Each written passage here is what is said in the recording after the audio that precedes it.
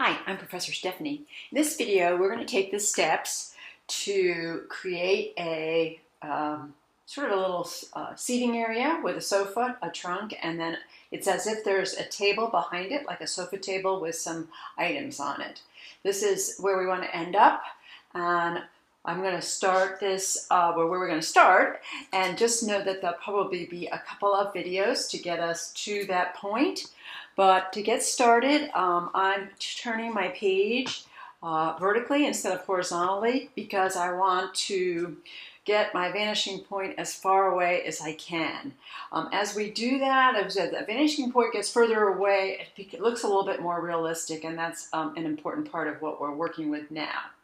So what I'd like to start with is how we set up, and you can see I've got some tracing paper on top of this, the basic front of this drawing, and I'm going to give you some actual measurements so that you can get the proportions the way you'd like to get things started. And I want to remind you that yes, I used a straight edge to get all of these lines, but in lieu of the time it takes me to draw them with a straight edge, I'm actually going to use a red pencil and just talk as I go. But please know that I have an expectation that you will use these tools, especially when you're working with a pencil, and then when you add marker on top, certainly you can go to more freehand. All right, so the first shape that I made is the rectangular, the rectangular shape that the trunk is, and it is actually measures 3 inches. I'm going to give you actual measurements, 3 inches by 1.25 inches. And then the edge, which is the top, and the bottom, which was where it opens, is 3/4 inch down. So that gets us started right away with some proportions. So as you can see, as I went back with my vanishing point on this corner, that's the top of the box, this actually measures 3/8 inch, and I can get that certainly on this side. And again, I'm just going to kind of do this rather quickly. This is also 3/8 inch, and where they come together takes care of that. All right, the next, so we've got our box, our trunk up front. The next measurement is we're going to go 1 inch from the actual trunk to where the edge of the legs start. And I can use my T, and you can see I can do both of those at the same time. I am actually going to also create this leg, and I'm going to estimate how far down I come, but I'm going to use 2 1/4 to bring it all the way up. That's where it stops. It's 1/4 inch thick. And there we go. Now, again, once I get that established, I can certainly do this with my guides. Okay. Whoop. So now I have the front of the arm.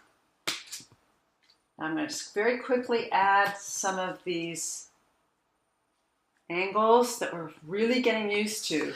So know that that's, so I've got our arms, I made a little curve there, good.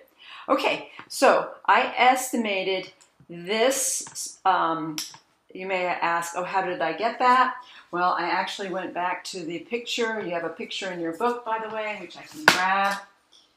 And what I'm looking at is this proportion here. So I want you also to be practicing a little bit of how this looks proportionately. So go ahead and create that proportion, and as a matter of fact, both this line and this line I guesstimated by the proportion.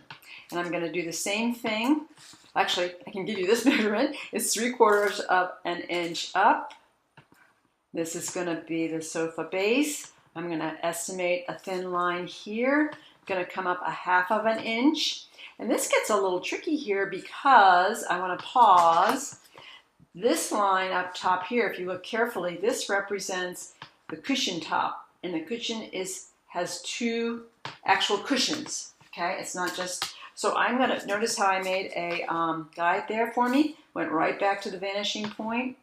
So here's our front of the cushion, And then I'm going to create the angle in the back. And I actually have a measurement for you. That's 1 inch. Again, actual inches. You can put it right on there. You notice I'm going back to my vanishing point. Now, you're going to want to do this in pencil and pause, because if you notice, and if you'll go back to this, we're going to lose the back of that sofa. We're going to build the sofa first, you know, with our drawing, but then keep that pencil so we'll draw those pillows on top. So that's one thing to remember as you're drawing, is that you want, so I'm actually just going to leave that alone. Let's see, I can also add this to it. All right, that gets us, whoops, not a very good, that gets us started. And you also should have a photograph of these measurements too, if that's easier to work with. Thank you.